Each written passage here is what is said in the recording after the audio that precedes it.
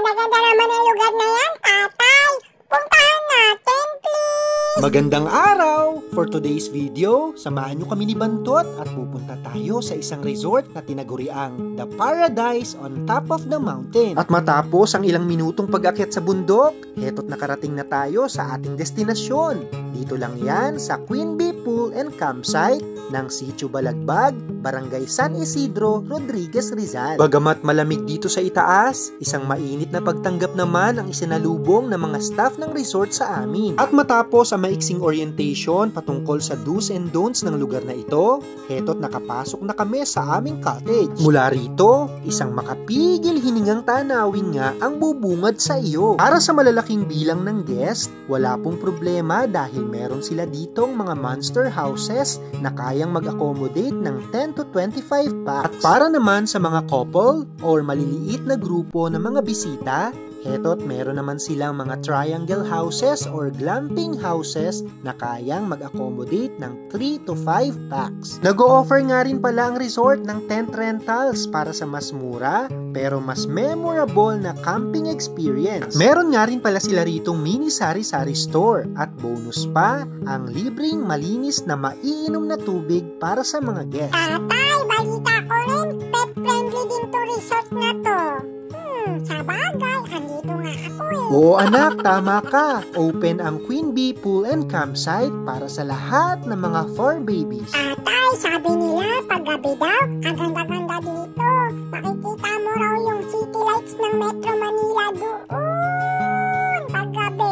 Tama, Bingo. Pero wag ka naman maingay. Baka hindi na nila tapusin yung vlog natin. Sinabi mo ng lahat. Halika na nga. Akyat muna tayo dun sa taas ng cottage natin. Kinahaponan nga. Heto't mas lumamig ang hangin at unti-unti nang nagpapakita ang city lights ng Metro Manila. At habang abala kami dito sa itaas, heto't busy naman si Lolo sa ibaba sa may kusina sa paghahanda ng isang masarap na hapunan. At hindi rin nagtagal, heto't kakain na. Tatay, bilisan nyo kumain. Tapos baba po tayo mamaya sa swimming pool. Maya-maya pa, heto't bumungad sa amin ni Bantot ang napakagandang city lights ng Metro Manila. Talaga nga namang mas mai-enjoy mo ang night swimming sa lugar na ito dahil sa napakagandang tanawin sa Gedli. Wow! Tatay! Ang ganda talaga dito.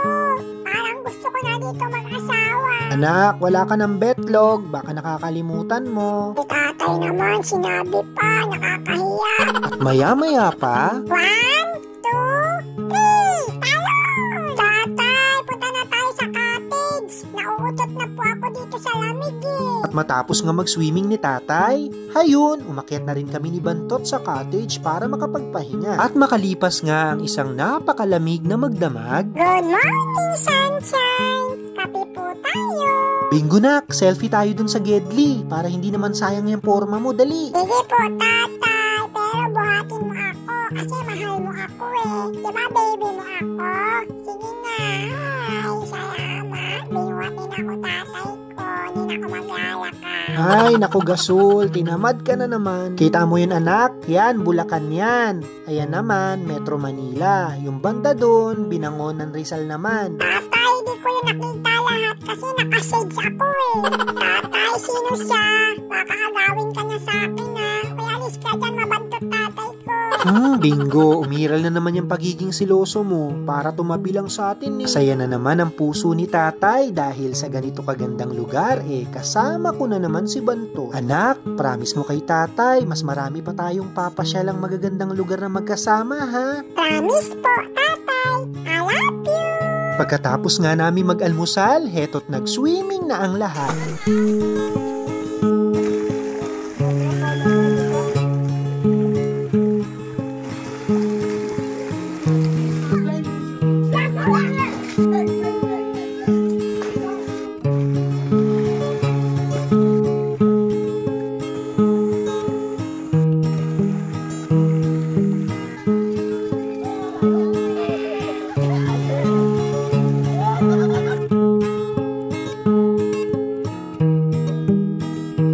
Isa na namang magandang karanasan na kailanman ay hindi namin makakalimutan. Kaya manang hindi magkakasya sa loob ng pitaka kundi sa isang pusong ubod ng saya. Mga pusong masaya na mas lalo pang lumigaya dahil sa biik na yan, oh. Tatay, baka maiyak ka pa dyan. Matatapos na yung video. Magbabay na tayo.